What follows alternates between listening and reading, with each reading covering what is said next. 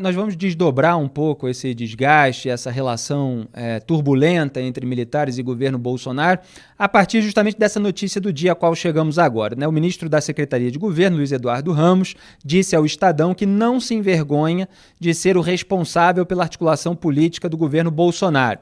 Ele teve participação central na articulação para eleger o réu por corrupção e improbidade administrativa, Arthur Lira, à presidência da Câmara dos Deputados. O processo, como a gente tem mostrado aqui no programa, custou ao governo mais de 3 bilhões de reais em verbas para os redutos eleitorais dos parlamentares. Ramos, que vocês estão vendo aí na imagem, reagiu a uma declaração do fim do mês passado do general Brito, Francisco Mamed Brito Filho, que está conversando aqui comigo. Ele havia dito que os militares deveriam se envergonhar por fazer parte do governo.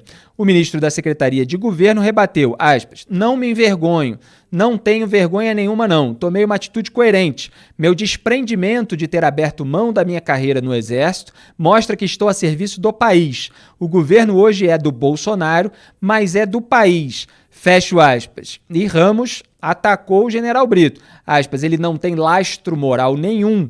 Se alguém tem que ter vergonha, no caso é o general Brito, pela maneira como saiu do Exército, ao não ser promovido a general de divisão. Foi uma grande decepção, não quis passar o comando. Fecho aspas. Para o ministro, os generais da Ativa compreendem a situação do governo Bolsonaro, que levou à aliança com partidos do Centrão. Como é que o senhor avalia essa resposta ríspida do general Ramos, inclusive fazendo uma acusação ao senhor sobre o lastro moral? O senhor tem aqui o microfone para expressar a sua avaliação. Felipe, eu começaria apenas dando um panorama um pouco mais amplo, antes de responder a pergunta diretamente em relação a essa resposta do ministro Ramos, a respeito da participação do militar da reserva no governo. Certo. Eu, nos tweets, eu deixo bem claro que a decisão é uma decisão de ordem pessoal.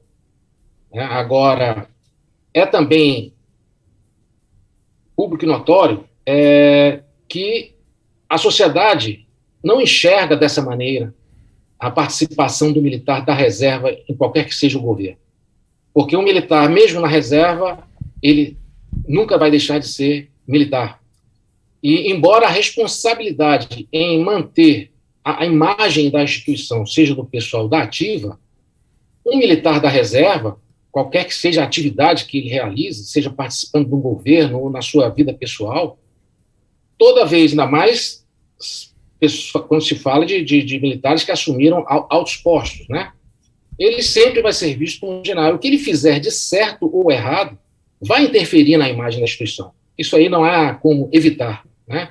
Então, feita essa consideração, eu, quando fui para o governo, eu já expliquei a maneira, qual foi a ressalva que eu fiz, porque eu entendia que tudo que a gente aprendeu ao longo dos 40 anos, dos meus 40 anos de carreira, ela que foi dentro de um princípio de profissionalização das Forças Armadas, de afastamento da vida política nacional. Isso é um processo que se iniciou ainda com o Marechal Castelo Branco quanto presidente, por mais curioso que possa parecer, mas foi ele que iniciou esse projeto de profissionalização, de promoções por mérito, sem interferências políticas, e que também diminuía os tempos de permanência como general e até mesmo a participação de militares na vida política do país. Então, eu saí da academia em 83, já era no finzinho dos governos militares. Toda a minha carreira foi dentro dessa temática de que militar não é político, de que militar ele tem que se dedicar à sua atividade profissional e deixar a política para os políticos. Agora, a questão da participação de militares no governo, ela é até admissível, dependendo do nível de exposição que esse militar vai ter no desempenho do cargo, no nível de envolvimento político que ele vai ter no desempenho do cargo. Então, a minha participação do governo, eu deixei clara, era uma participação de ordem técnica, eu ali estava tentando prestar uma contribuição ainda para o meu país. Agora, as pessoas que vão ocupar cargos com grande visibilidade, os militares da reserva, e dependendo ainda da natureza do cargo, se tem capacitação para desempenhar aquele cargo, e no caso do general Ramos, é um cargo essencialmente político, ele faz a articulação política, a secretaria de governo, então não tem como dizer que ele, militar, vai ser visto como alheio ao processo político do atual governo, porque ele está no olho do furacão. E todo militar da reserva que também assume esses cargos de relevância no governo, ele tem que fazer uma autocrítica, que começa com essa questão da capacidade e de se prontificar a saber, de se prontificar a ter a consciência de que ele ocupa um cargo público e que ele pode estar ali a qualquer momento sendo criticado positivamente ou negativamente, ou sendo elogiado ou sendo criticado negativamente. Porque ele ocupa um cargo público. Então, a minha avaliação que eu fiz foi na condição de cidadão comum, na visão de um militar da reserva, em relação ao desempenho do cargo que hoje é exercido pelo general Ramos. E dentro de uma manobra que traduz, literalmente, uma traição a uma promessa de campanha do atual governo.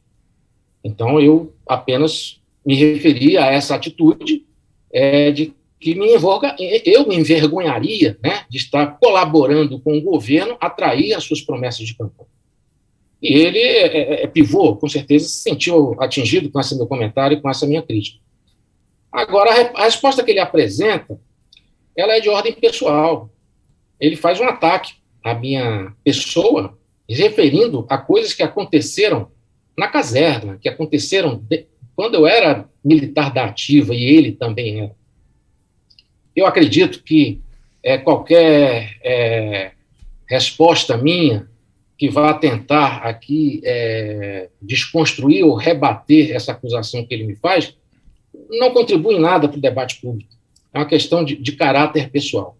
Mas, em relação a isso, eu apenas repito o que eu falei no início da entrevista. Eu me orgulho da instituição a que pertenço e orgulho muito do meu currículo, né? E a minha atitude ao deixar o Exército não tem nada a ver com o que foi mencionado pelo general Ramos, recusar-se a passar o comando. A sair do Exército, eu tinha a plena consciência de que a última coisa que eu gostaria de fazer era de passar um mau exemplo para os cadetes que eu fui instrutor, para os meus comandados, que eu tive a oportunidade, o privilégio, né, de estabelecer essa relação de subordinado e comandante durante a minha carreira. Então, eu obedeci todo o cerimonial do protocolo nos mínimos detalhes. Não deixei de atender nenhum critério, nenhuma norma, nenhum preceito regulamentar na minha saída, na minha passagem para a reserva. E me orgulho muito do meu currículo e considero com lastro moral, sim, suficiente para me expressar com toda a liberdade e fazer meus comentários negativos ou positivos quando eles ocorrerem. É isso que eu tinha a dizer a respeito disso, Felipe.